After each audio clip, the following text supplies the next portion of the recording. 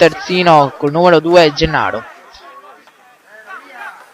Intanto sbaglia Licio da parte di Gennaro, recupera Molin, entra in area, destro e sinistro, scusate, De gol, e Laguna Venezia riesce a pareggiare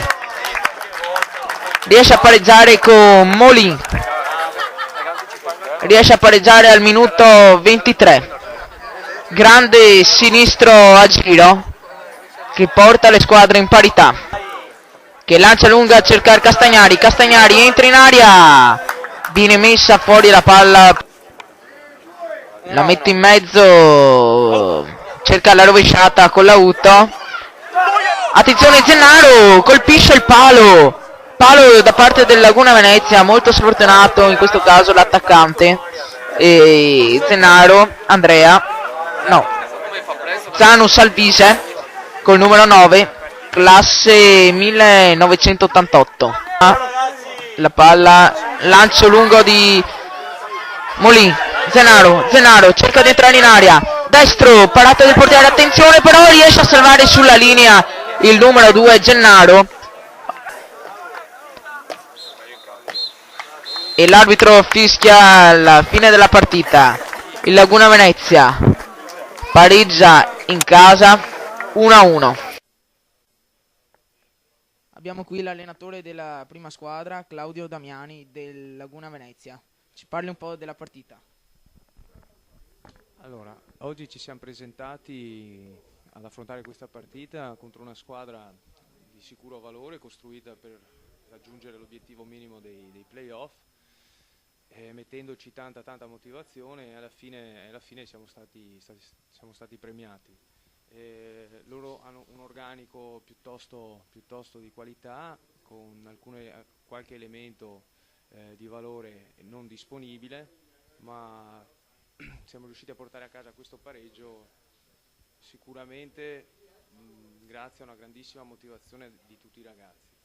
Poi al di là della motivazione, l'aspetto tecnico e tattico è sicuramente da migliorare, ma era di primaria importanza quest'oggi arrivare a muovere la classifica. Abbiamo qui il portiere della prima squadra del Laguna Venezia, Massimiliano Gatto. Sì, ciao, volevo salutare innanzitutto tutti i tifosi del Laguna di Venezia che ci seguono ogni settimana sia allo stadio che in TV, questo ci fa molto piacere.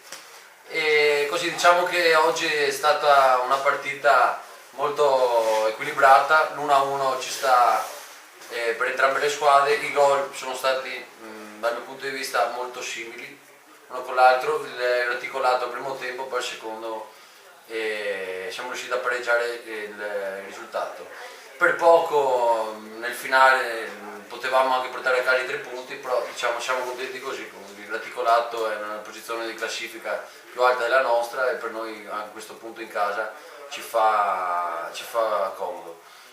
E per il proseguo del campionato speriamo diciamo volta per volta di fare piccoli passi avanti e portarci prima possibile fuori dalla zona play out.